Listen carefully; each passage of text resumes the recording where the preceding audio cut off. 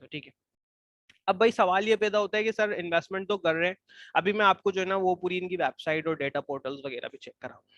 अब आप कहते हो कि सर ठीक है इन्वेस्टमेंट तो हमने कर दी, अब इन्वेस्टमेंट करने का ऑब्जेक्टिव क्या है, ठीक है ना। आपका देखिए एक तो अल्टीमेट ऑब्जेक्टिव तो है हमारा, हमें पैसे कमाने हैं। लेकिन पैसे कमाने के भी दो तरीके हैं, एक तो है आप लॉन्ग टर्म इन्वेस्टमेंट करते हैं, ठीक है, कि आप इन्वेस्टमेंट की तरफ जाते हो। इन्वेस्टमेंट में भी दो टाइप होती है भाई, 10 से 20 साल तक का आपने जो ना माइंड सेट किया हुआ था, या 5 से 10 साल का आपने जो ना माइंड सेट किया हुआ था, आप इस तरह इन्वेस्टमेंट कर रहे थे। एक थे आप लाइफ टाइम इन्वेस्टमेंट कर रहे थे। देखिए लाइफ टाइम इन्वेस्टमेंट का मतलब क्या है भाई, आपने क्या किया, आप हर महीने किसी कंपनी के शेयर परचेस कर रहे हो आप, और आपका माइंड ये है कि मैं इनको इनहेरिटेंस में दूंगा अपने अपने जो ना वो नेक्स्ट जनरेशन को, अपने बच्चों को, ठीक है। तो ये तो एक बिल्कुल ही टोटली डिफरेंट सिनेरियो होता है।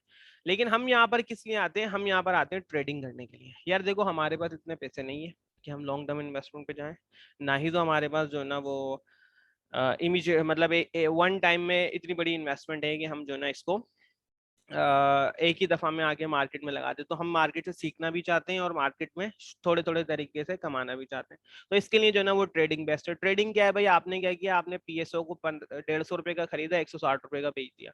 अब ये 160 रुपए का अगर एक घंटे में आ जाता है तो आप एक घंटे में बेच दो, और एक साल लग जाते हैं तो आप एक साल में बेचो। ये इसकी कीमत नीचे भी जा सकती है, इसकी कीमत ऊपर भी जा सकती है, 200 तक भी जा सकती है, डिपेंड करता है मार्केट सिचुएशन पे और आपकी वर्किंग पे, ठीक है भाई।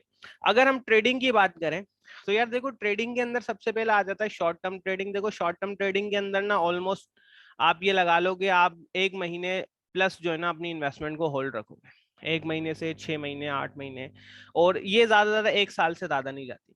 वो एक अलग केस है कि आपने किसी कंपनी को बाय किया, हेस्कॉल जैसी कंपनी को, और वो गिरने लगी और गिरते गिरते गिरते गिरते और आप 5 साल से होल्ड करके बैठे हुए हो। 400 रुपए का हेस्कॉल 4 रुपए पे आ गया, आप लेकिन होल्ड करके बैठे हुए हो, ठीक है ना। तो वो एक अलग सिनेरियो, एक अलग केस है।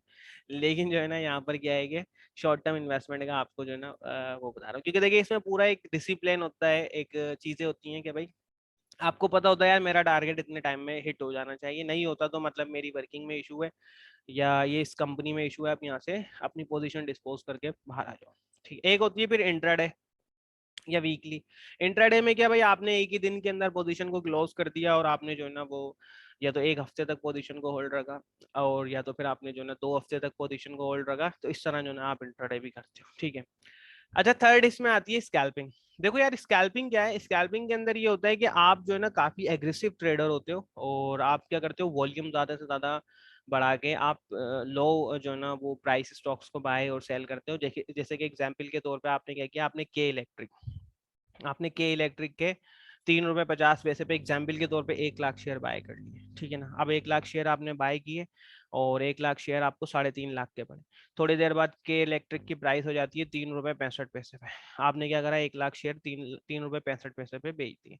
तो आपको तकरीबन यहाँ से कितना, अराउंड मेरे हिसाब से 15-20 हज़ार रुपए का प्रॉफिट हो जाएगा, ठीक है। तो ये होती है स्कैल्पिंग। अच्छा ये 1 मिनट चार्ट पे भी होती है, ये 5 मिनट चार्ट पे भी होती है, 15 मिनट पे भी होती है, 1 आवर पे भी होती है, 4 आवर पे भी। जो आवरली टाइम फ्रेम में होती है ना वो स्कैल्पिंग होती है, ठीक है।